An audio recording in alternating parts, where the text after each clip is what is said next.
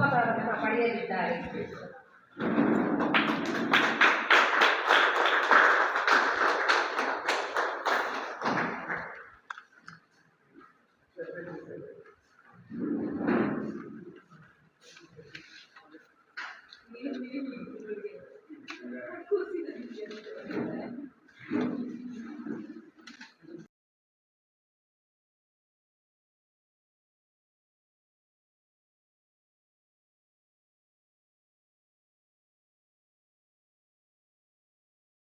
ನೀವು JCL ಬೆಳೆದಂಥವ್ರು, ನಾನು ಕೂಡ JCL ಸೇರಿದಂಥವನು.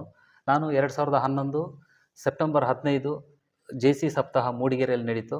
ಆಗ ರಮೇಶ್ ಆಚಾರ್ಯ ಅವರು ಅಧ್ಯಕ್ಷರಿದ್ದರು, MS ಅಶೋಕ್ ಅವರು ಸೆಕ್ರೆಟರಿ ಇದ್ದರು. ಆವಾಗ ನನ್ನ ಮೋಟಿವೇಟ್ ಆಗಿ ಸೇರು ಅಂತ ಸೇರಿಸಿದ್ರು. ನೀವು 2012ರಲ್ಲಿ ಸೇರಿದ್ರಿ. ನಾವು ನಿಮಗಿಂತ ಒಂದು ವರ್ಷ ಅರ್ಲಿಯಾಗಿ ಸೇರಿದ್ರು ಕೂಡ, ಬಟ್ ನೀವು ರಾಷ್ಟ್ರ ಮಟ್ಟದವರೆಗೂ ಕೂಡ ಅಚೀವ್ಮೆಂಟ್ ಮಾಡಿದ್ರಿ. ಈ ಜರ್ನಿಯಲ್ಲಿ ನನ್ನ ಬಗ್ಗೆ JC ಆ್ಯಕ್ಟಿವಿಟೀಸು ನೀವು ಕಂಡಂತೆ ನನ್ನ ಬಗ್ಗೆ ನೀವೇನು ಹೇಳ್ತೀರಿ ಅಂತ?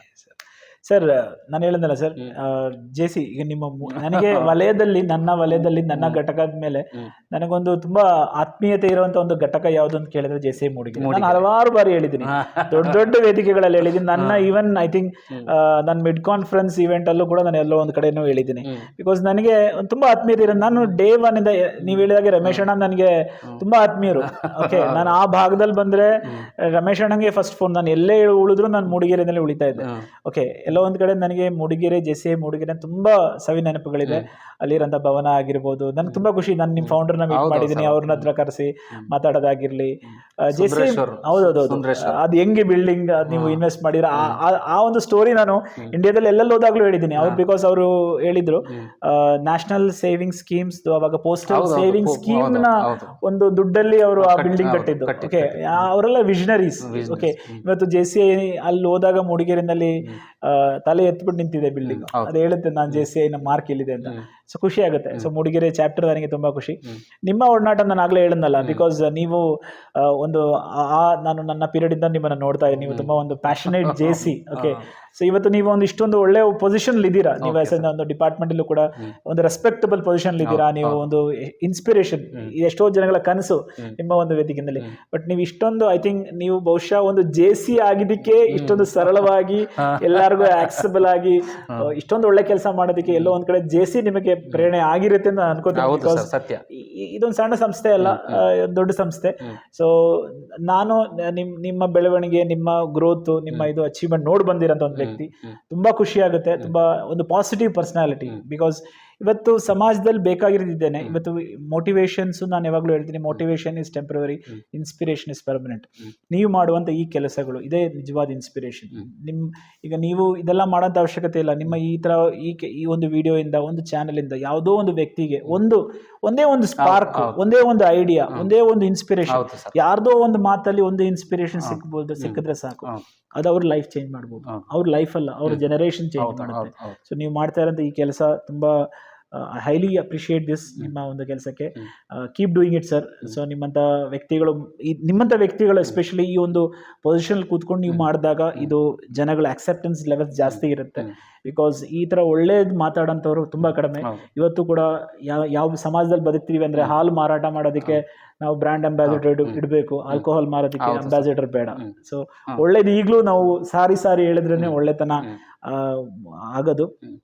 ಕೆಟ್ಟದ್ದು ಫಾಸ್ಟ್ ಆಗಿ ಸ್ಪ್ರೆಡ್ ಆಗುತ್ತೆ. ಸೊ ಎಲ್ಲೋ ಒಂದು ಕಡೆ ಈ ಥರ ಒಂದು ಟೈಮ್ನಲ್ಲಿ ಈ ಥರ ಪಾಸಿಟಿವ್ ಆಗಿ ಒಂದು ಚಾನಲ್ ಕ್ರಿಯೇಟ್ ಮಾಡಿ ಇಷ್ಟೊಂದು ಒಂದು ಒಳ್ಳೆ ಕೆಲಸ. ಬಿಕಾಸ್ ಒಂದೊಂದು ಪರ್ಸನ್ ನೀವು ಇನ್ವೈಟ್ ಮಾಡ್ತಾ ಇರೋರು ನಾನು ನೋಡಿದ್ದೀನಿ ನಿಮ್ಮ ಚಾನಲ್ಲು. ಅದು ತುಂಬ ಜನಕ್ಕೆ ಇನ್ಸ್ಪಿರೇಷನ್ ಆಗಿದೆ, ಅದು ಇನ್ಸ್ಪೈರ್ ಆಗ್ತಾ ಇರುತ್ತೆ. ಇನ್ನೂ ನಿಮ್ಮ ಚಾನಲ್ ಹಿಂಗೆ ಬೆಳೀಲಿ, ಸಮಾಜಕ್ಕೆ ಸಾಕಷ್ಟು ಪಾಸಿಟಿವ್ ಚೇಂಜಸ್ ತರೋದಕ್ಕೆ.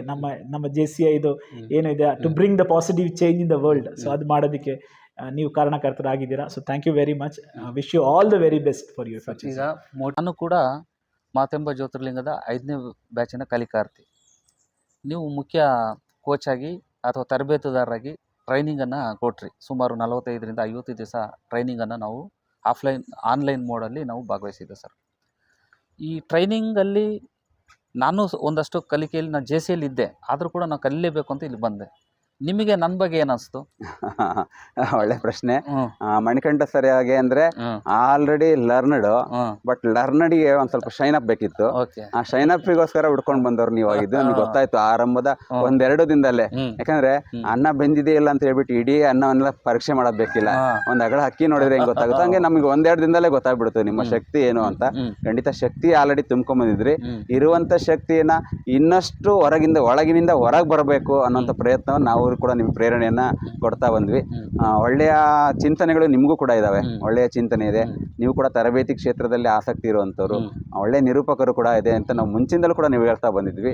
ಸೊ ಒಳ್ಳೆ ಟೋನ್ ಇದೆ, ವಾಯ್ಸ್ ಇದೆ, ನಿಮ್ಮಲ್ಲೂ ಒಂದು ಶಕ್ತಿ ಇದೆ. ಆ ಶಕ್ತಿಯನ್ನ ನಾಡಿಗೆ ನೀವು ಕೊಡಿ ಅನ್ನುವಂಥ ಪ್ರೇರಣೆಯನ್ನು ಕೂಡ ನಾವು ಖಂಡಿತ ನಿರಂತರ ಕೊಡ್ತಾ ಬಂದಿದ್ವಿ.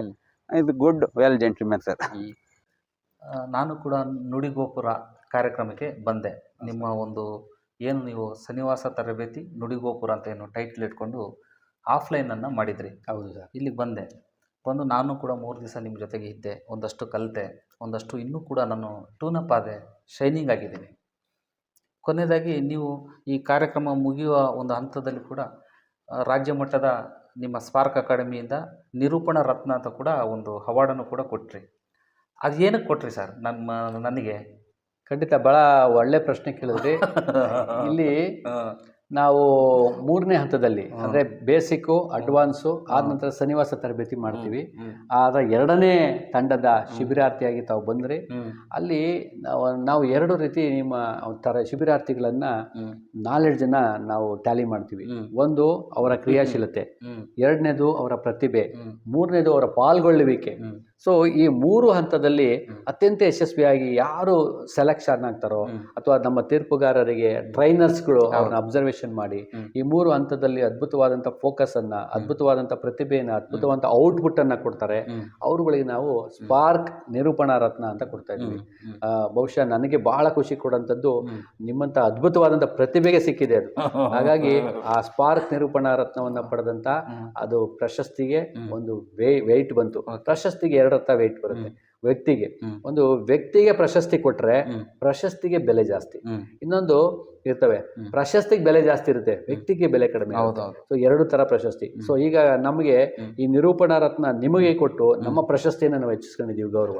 ಹಾಗಾಗಿ ಸೂಕ್ತವಾದಂಥ ಅವಕಾಶ ನಿಮಗೆ ಸಿಕ್ಕಿದೆ, ಅದನ್ನು ಬಳಸ್ಕೊಂಡು ಇನ್ನು ಎತ್ತರಕ್ಕೆ ಬೆಳಿತೀರಿ ಅನ್ನೋದೇ ನಮ್ಮ ಆಸೆ ಸರ್. ಕೊನೆಯದಾಗಿ ಸರ್, ಈ ಮೋಟಿವೇಶನ್ ಇನ್ ಕನ್ನಡ ಯೂಟ್ಯೂಬ್ ಚಾನಲ್ ಮುಖಾಂತರ ನಿಮ್ಮನ್ನ ಸಂದರ್ಶನ ಮಾಡಿದೆ. ಈ ಸಂದರ್ಶನದ ಬಗ್ಗೆ ನಿಮ್ಗೆ ಏನು ಅನಿಸ್ತು ಅಂತ, ಮತ್ತು ನನ್ನ ಬಗ್ಗೆ ಏನು ಅನಿಸ್ತು ಅಂತ? ಸರ್, ಒಂದು ಒಳ್ಳೆ ಕಾಸ್ ಇಟ್ಕೊಂಡು ಮಾಡ್ತಾ ಇದ್ದೀವಿ ಸರ್. ಇವಾಗ ಜನಕ್ಕೆ ಏನು ಬೇಕಾಗಿದೆ ಅಂದರೆ ಒಬ್ಬ ಪರ್ಸನ್ದು ಸಕ್ಸಸ್ಫುಲ್ ಸ್ಟೋರೀಸ್ ಓದ್ತಾ ಹೋಗ್ತಾರೆ. ಹೌದು ಸರ್, ಹೌದು. ಓಕೆ, ಇವಾಗ ನನ್ನ ಇಂಟರ್ವ್ಯೂ ಮಾಡಿದ್ದೀರಾ ನೀವು. ಸೊ ಇದರಲ್ಲಿ ನಂದು ಸ್ಟ್ರಗಲ್ ಎಲ್ಲ ಹೇಳ್ಕೊಂಡು ಬಂದಿದ್ದೀನಿ ನಾನು. ಎಷ್ಟೊಂದು ವಿಷಯಗಳು ಹೇಳಿದ್ದೀನಿ, ನಾನು ಹೆಂಗೆ ಜರ್ನಿ ಇತ್ತು ಅಂತ ಹೇಳಿದ್ದೀನಿ, ಮತ್ತೆ ಹೆಂಗಿರ್ಬೇಕು ಅಂತ ಹೇಳಿದ್ದೀನಿ. ಇದು ಕಮ್ಯುನಿಕೇಶನ್ ತಲುಪಬೇಕು ಸರ್. ಇವಾಗ ಕೆಲವೊಬ್ರು ರೀಲ್ಸ್ ನೋಡ್ತಾರೆ, ಅದರಲ್ಲಿ ಏನು ಸಿಗುತ್ತೆ ಅನ್ನೋದು ಗೊತ್ತಿಲ್ಲ ನನಗೆ. ಅದೇನೋ ಪರ್ಪಸ್ ಇತ್ತು, ನಾನು ಅಮೌಂಟ್ ಮಾಡ್ತಾ ಇದ್ದೀನಿ, ಏನೋ ಅದೇ ನನ್ನ ದುಡಿಮೆ ಇದೆ ಅಂದರೆ ಇದು ಪರವಾಗಿಲ್ಲ. ನೀವು ಒಂದು ಒಳ್ಳೆ ಕಾಸು ಮಾಡ್ತಾ ಇದ್ದೀರಾ. ಮೋಟಿವೇಶನ್ ಇನ್ ಕನ್ನಡ ಅಂತ ಒಂದು ಚಾನಲ್ ಮಾಡಿದ್ದೀರಾ. ಇದು ಒಳ್ಳೆ ವ್ಯೂವರ್ಸ್ ಬೇಸ್ ಬರಲಿ, ಇನ್ನು ಜನ ಜಾಸ್ತಿ ನೋಡಲಿ. ಸೊ ಒಳ್ಳೊಳ್ಳೆ ಪ್ರೋಗ್ರಾಮ್ಗಳು, ಒಳ್ಳೊಳ್ಳೆ ಇಂಟರ್ವ್ಯೂ ಇರ್ಬೋದು, ಒಳ್ಳೊಳ್ಳೆ ಇನ್ಫಾರ್ಮೇಷನ್ಗಳು ನಿಮ್ಮ ಯೂಟ್ಯೂಬ್ ಚಾನಲಿಂದ ಜನಕ್ಕೆ ಕೊಡಿ. ಸೊ ನಿಮ್ಮ ಚಾನಲ್ ನೋಡಿದವ್ರಿಗೆಲ್ಲ ಒಂದೊಂದು ವಿಡಿಯೋ ನೋಡಿದ್ರೆ ಅವ್ರಿಗೊಂದು ಮೆಸೇಜ್ ಹೋಗ್ಬೇಕು. ಆ ರೀತಿ ಮಾಡ್ತಾ ಹೋಗಿ. ನಾನು ಕೆಲವೊಂದು ಆಲ್ರೆಡಿ ನಿಮ್ಮದು ವೀಡಿಯೋಸ್ ಎಲ್ಲ ಕೆಲವೊಂದು ನೋಡಿದ್ದೀನಿ ರೀಸೆಂಟಾಗೆ. ಮೊನ್ನೆ ಗೊತ್ತಾದಾಗ ನೀವು ಇಂಟರ್ವ್ಯೂ ಮಾಡ್ತೀರಾ ಅಂತ ಗೊತ್ತಾದಾಗ ನಿಮ್ಮದು ಕೆಲವೊಂದು ವೀಡಿಯೋಸ್ಗಳು ನೋಡಿದ್ದೀನಿ. ಎಲ್ಲನೂ ಏನೋ ಒಂದು ಮೆಸೇಜ್ ಸಿಗ್ತಾ ಇದೆ. ಅಲ್ಟಿಮೇಟ್ ಆಗಿ ನಾನು ನೋಡಿದ್ರೆ ವಿಡಿಯೋ ನನಗೊಂದು ಮೆಸೇಜ್ ಸಿಗ್ಬೇಕು, ಒಂದು ಲೈಫ್ ಲೆಸನ್. ಸೊ ಆ ಲೈಫ್ ಲೆಸನ್ ನಾನು ನನ್ನ ಜೀವನದಲ್ಲೇ ಅಳವಡಿಸ್ಕೊಬೇಕು. ಆ ರೀತಿ ಲೈಫ್ ಲೆಸನ್ ಸಿಗೋಂಥ ವಿಡಿಯೋ ಇದ್ರೆ ನಾನು ಖುಷಿಯಾಗಿ ನೋಡ್ತೀನಿ. ಏನೋ ಸುಮ್ಮನೆ ಎಂಟರ್ಟೈನ್ಮೆಂಟ್ ಆ ಥರ ಚಾನಲ್ ಅಲ್ಲ ನಿಮ್ಮದು. It is a motivation with a purpose. Thanks. ನಿಮ್ಮ ಯೂಟ್ಯೂಬ್ ಚಾನಲ್ಗೆ ಒಂದು ಬ್ಲೆಸ್ಸಿಂಗ್ಸ್ ಇರಲಿ, ದೊಡ್ಡದಾಗಿ ಬೆಳೀರಿ.